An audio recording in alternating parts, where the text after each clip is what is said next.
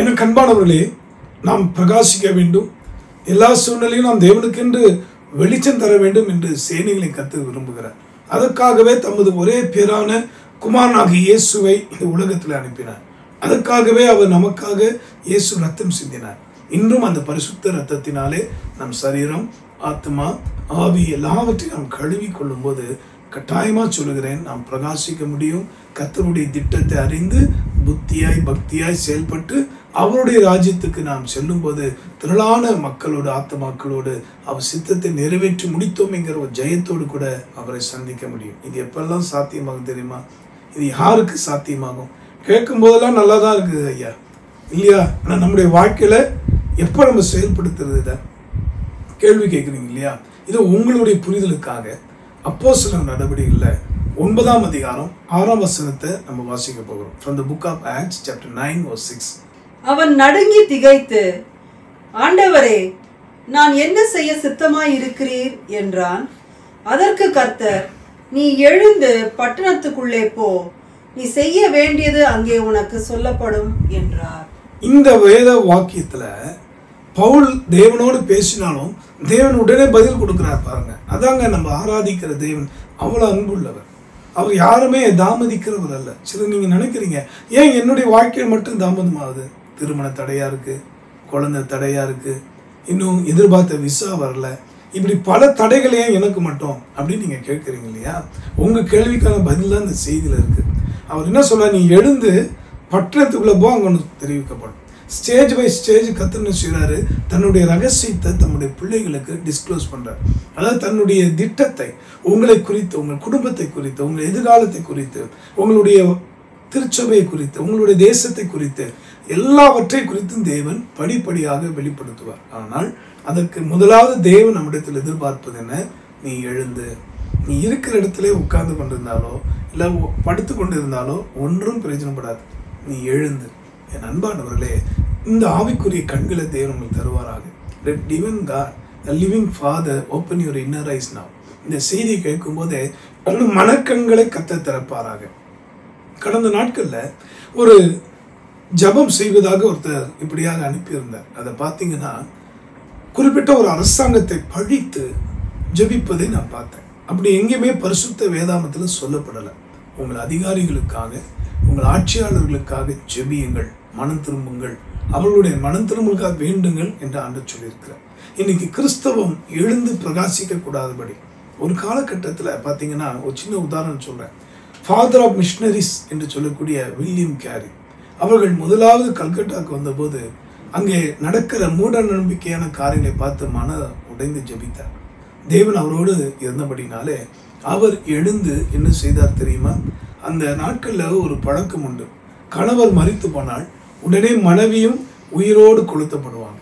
அப்படிப்பட்ட ஒரு தன்மையை மாற்ற அவர் முயற்சி செய்து அதுக்கான பிரயாசப்பட்டு அங்கே அந்த நாளில் பிரிட்டிஷ் வைஸ் சான்சலர் இடத்துல பேசி ஒரு சட்டமாகவே கொண்டு வர அவரும் ஒரு சிலரும் பிரயாசப்பட்டாங்க. அது வெற்றியாய் அமைந்தது. எதுக்கு சொல்ற? நீ எழுந்து, நீ உண்மையா கர்த்தருக்கு எழும்பியிருப்பாயானால் உன் வார்த்தைகள் உன் தேசத்தை, உன் இனத்தாரை, உன் வீட்டாரை, உன் குடும்பத்தாரை அல்லது உன் தெருவில் வசிக்கிற மனுஷர்களை உன் பக்கம் திருப்பக்கூடியதாக இருக்க வேண்டும். இன்றைக்கு நடக்கிற போலியான காரியங்களை கண்டு அன்பு மக்களே ஏமாந்து விடாதீங்க. உங்களுக்குள்ள விழிப்புணர்வு வரணும் என்பதற்காக தான் இந்த செய்தியை கற்றுக் கொடுக்குறேன். நீங்க விழிப்புணர்வு அடைஞ்சாதான் போலியான ஊழியக்காரங்க யாரு, உண்மையான தீர்க்கதரிசிகள் யார் என்பதை இனம் கண்டு கொள்ள முடியும். பின்பாக தேவனுக்கு கணித்தர முடியும். அதனால இங்கே பவுல் சொல்றாரு, ஆண்டவரே, நான் என்ன செய்ய சித்தமா இருக்கிறேன். அப்போ கர்த்தர் கொடுக்குற பதில் என்ன? நான் உடனே உனக்கு எல்லாத்தையும் சொல்லிடுறேன்பான்னு சொல்லலை. நீ எழுந்து, முதல்ல நீ செய்ய வேண்டிய முதல்ல எழுந்து. மனிதராகி என்னுடைய வாழ்க்கையில அறியாம இந்த இருளை நான் வாழ்ந்தபோது விக்கிர ஆராதனால நான் விழுந்து கிடந்தேன். மறுபடியும் சொல்றேன், உங்களை எண்ணி உண்டாக்கின தெய்வம் சர்வ வல்லவர். எந்த மனுஷனும் இவர் தான் கடவுள், இவர் இப்படிதான் இருப்பார் என்று உருவத்தையோ அல்லது தோற்றத்தையோ கொடுக்க எந்த அதிகாரமும் கிடையாது. உண்மையாகவே நீங்கள் தெய்வத்தை தெய்வமாக, இறைவனை இறைவனாக, கடவுளை கடவுளாய் பார்க்கணும்னா உங்கள் மனக்கங்களை இப்போ ஆண்டவர் திறப்பதை நான் பார்க்குறேன். இருதயத்தை திறந்து இந்த சத்தியத்தை கேளுங்க. உங்கள் நலனுக்காக நீங்கள் விழிப்புணர்வு அடைந்து நன்மை பெற வேண்டும் என்பதற்காக, இது மித்த உங்கள் சமுதாயம், உங்கள் தேசம் சேனத்தோடு எழும்ப வேண்டும் என்பதற்காக தான் இந்த வார்த்தையை கத்த சொல்றாரு. பவுலாகிய நீ எழும்பு, நீ எழுந்து பட்டணத்துக்குள்ள போ. சரி, அப்ப எதுதான் தடை செய்து இன்னைக்கு மனுஷனை? இதை குறித்து நான் சிந்தித்த போது கர்த்தருக்காக வைராகியமாக எழும்பின பல தாசர்கள் உண்டு. ஆனால் அவர்கள் விழுந்து போகும்படி பல காரியங்களை செய்தான் பிசாசு.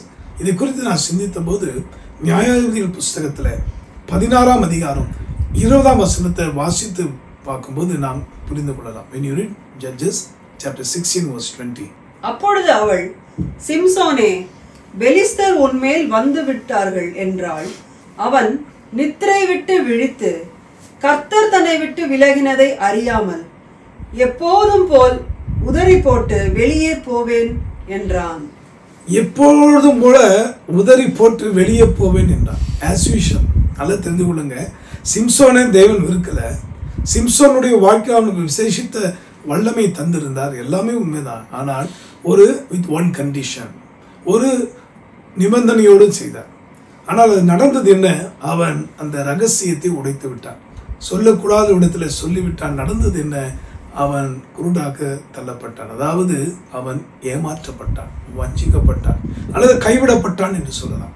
எப்போதும் போல எழுந்து கிரியை செய்யலாம் என்று பார்த்தபோது அவன் பெலிஸ்தர், எந்த பெலிஸ்தர்கள் இந்த சிம்சோனுக்கு பயந்தார்களோ அதே பெலிஸ்தர் கையில் சிக்கினான், குருடனாக மாற்றப்பட்டான். என்ன ஒரு பரிதாபம்! என் அன்பானவர்களே, நீ எழும்பக்கூடாதபடிக்கு தடை செய்கிறதான அந்த தேவனுக்கு பார்வைக்கு பொல்லாப்பா இருக்கக்கூடியதான அந்த பாவம் என்கிற அந்த இச்சையை விட்டு வெளியவா.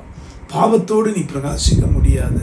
இன்றைக்கு தேவன் கொடுக்குற ஆலோசனை அதுதான். நீ எழுந்து பட்டணத்துக்குள்ள போ. அடுத்தது உனக்கு சொல்லப்படும். இதெல்லாம் ஏன் இன்னைக்கு இல்லை? why there is a goodness in your life, there is no goodness in your life. ஏன் உன் வாழ்க்கையில நன்மை இல்லை? ஏன் உனக்கு வர வேண்டிய நன்மை தடைப்படுது? ஏன் உன்னுடைய ஆவிக்குரிய வாழ்க்கையை குறித்து, எதிர்காலத்தை குறித்து, உன் பிள்ளைகளை குறித்து கற்று வைத்திருக்க திட்டம் உனக்கு தெரியல? ஏதோ கண்ணை கட்டி காட்டில் விட்டாமே இருக்கையான்றாங்க. இல்லைங்க, என் தேவன் கண்களை உன் மேல் வைத்து உனக்கு ஆலோசனை சொல்லி உன்னை பத்திரமாய் நடத்துவார். இறைமையா அங்கே தீர்க்கதரிசிக்கு அவர் சொன்னார், உன்னை நான் பத்திரமாய் பார்த்துக்கொள்ளேன். அவ்வளோ அன்புள்ள கடவுள் அவர். தயவு செய்து நீ எழும்பக்கூடாதபடி உன்னை தடை செய்கிற அந்த பாவ இச்சைகளுக்கு முற்றுப்புள்ளி வைக்க அது உங்களால் தான் முடியும். You can do it with the help of Jesus. ஆவியானவர் உதவி செய்வாராக. இயேசுவின் ரத்தம் நமக்கு இன்னும் சிலுவிலையும் தொங்கி கொண்டு இருக்கிற இயேசுவின் ரத்தம் இன்னும் வடிந்து கொண்டு இருக்கிறது. அந்த ரத்தத்தால் நம்ம கழுவி கொள்வோம். இந்த வார்த்தையின்படி தேவனுடைய சித்தத்தை அறிந்து பக்தியா நடந்து முடிவு பறிந்த நிலைநிற்பவன் தான் ரட்சிக்கப்படும். அதனால நேற்று கதையில்லை, இன்னி கதையில்லை, நாளைக்கு நடக்க போறது சொல்ல கடந்த நாட்கள் அல்ல, இன்னிலிருந்து ஒரு தீர்மானம் எடுத்து ஆண்டவரே கடைசி வரைக்கும் உண்மை பற்றி கொள்வேன். ஆண்டவரே விலகாத நல்லிதை தெரிவித்தார். ஆண்டவரே தயவு பண்ணும் என்று சொல்லி அந்த பாவம் என்கிற இச்சையை நான் உதறி தள்ளிவிட்டு உமக்காய் எழும்பி பிரகாசிக்க கிருபைத்தாரும் என்று சொல்லி சிலுவையின் மூலமாய் பாவத்தை ஜெயித்த பரிசுத்த நமக்கு உதவி செய்ய வல்லவராக இருக்கிறார். எபிரேயர் 2:18 மறக்க வேண்டாம். சோதிக்கப்படுகிற யாவருக்கு அவர் உதவி செய்ய வல்லவராக இருக்கிறார். அவர் சோதிக்கப்பட்டு பாடுபட்டதினாலே உபத்திரப்படுகிற வேதனைப்படுகிற யாவருக்கும் உதவி செய்ய வல்லவராக இருக்கிறார். உதவி கேட்போமா? அன்புள்ள ஆண்டவரே, இந்த வேத வாக்கியத்தின்படி நாங்கள் எழுந்து பிரகாசிக்க கூடாதபடி எங்களை கீழே தள்ளக்கூடிய அல்லது எங்கள் ஆவிக்குரிய வாழ்க்கையை, ஊழியத்தை, குடும்பத்தை நீ கிருபையாய் ஈவாய் தந்தீரப்பா. தனிமையில இருந்தபோது யாரும் எங்களுக்கு உதவி இல்லையேன்னு கலங்கி நின்ற நேரத்தெல்லாம் வந்து எங்களை தாங்கினீர். தகுதியே இல்லாத எங்களை உம்முடைய ஊழியங்களுக்காக, உம்முடைய ஊழியத்துக்காக அபிஷேகம் பண்ணீர். வரங்களால் வல்லமையினால் நிரப்பினீரப்பா. எத்தனையோ பேர் இந்த காலகட்டங்களில் நன்கு படித்திருக்கிறாங்க, வசதி இருக்கு, ஆனால் நிம்மதி இல்லை. ஆனால் எல்லளவும் தகுதி இல்லாத எங்களை உமக்காய் தெரிந்து கொண்டேன். ஆனால் ஆண்டவரே, உமக்காக வைராகியமாக எழும்ப வேண்டிய சிம்சோனை போல பலத்த காரியங்களை பெலிஸ்தர்கள் அவன் பேரை கேட்டாலே பயந்தாங்களப்பா. அப்படிப்பட்ட ஒரு பயத்தை சாத்தானுக்கு கொடுக்க வேண்டிய நாங்கள் இன்றைக்கு ஆண்டவரை சாத்தானுக்கு அடிமைப்பட்டு எழும்பி இருக்கிற கூட்டங்களை கண்டு இன்றைக்கு வசனத்தை தவறாய் போதித்து ஆண்டவரே ஆட்கள் கேட்டா போல இன்றைக்கு செயல்பட்டு இன்றைக்கு விழுந்து போயிருக்கிற அந்த மனுஷர்களை நீ எழுப்புவீராங்க. வேத வசனத்தை சரியாய் பயன்படுத்தக்கூடாதபடி ஆண்டவரே இடத்துக்கு கேட்டா போல, ஆட்களுக்கு கேட்டா போல, பணம் என்கிற கொள்கையினால இன்னைக்கு விழுந்து போய் கொண்டிருக்கிற கர்த்தரை மன்னிப்பீராங்க, தூக்கி எடுப்பீராக. என்னோட கூட சேர்ந்து ஜெபிக்கிற யாவர் மேலும் அந்த பாவத்தை வெறுக்கிற சக்தியை தாரும். எழும்பி பிரகாசிக்கட்டும். அந்த பொல்லாத இச்சையின் பாவங்கள் அருவருப்புகளை கடிந்து கொள்வீராங்க. அதை நிர்மூலமாக்குகிற சக்தி சிலுவையிலிருந்து வருகிற ரத்தத்துக்கு உண்டு என்பதை புரிந்த ரத்தமே சுத்தம் செய்யுமே, ரத்தமே என் பானமே. சொல்லும் போதே உங்கள் ஒவ்வொருடைய சரியான ஆத்மாவிற்குள்ள இயேசு கிறிஸ்துவின் ரத்தம் பாய்ந்து வருவதை நான் பார்க்கிறேன். பாய்ந்து வந்த நின்ற ரத்தமே சாய்ந்தோருக்கு அடைக்கலமே. பாவி நேச பாவி என்னை கூவி கழுவி நீ என்னை உம்ரத்தமே சுத்தம் செய்யுமே. உம்ரத்தமே என் பானமே.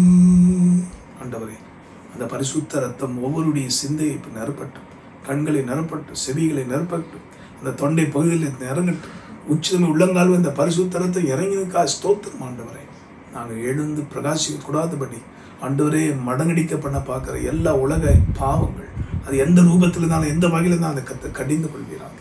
உமக்காய் எழும்பி பெலிஸ்தர்களாகி அந்த விக்கிரத்தின் ஆவிகளை, சாத்தானின் கிரிகளை, துருபதேசங்களை, அசுத்தாவின் கிரிகளை அழிக்கிற வல்லமை ஒவ்வொரு பிள்ளைகளுக்கு தான் நீ அபிஷேகிக்கிறேன். நன்றி இயேசு மூலமாய் வேண்டுகிறோம் நல்ல பிதாவே, ஆமென்.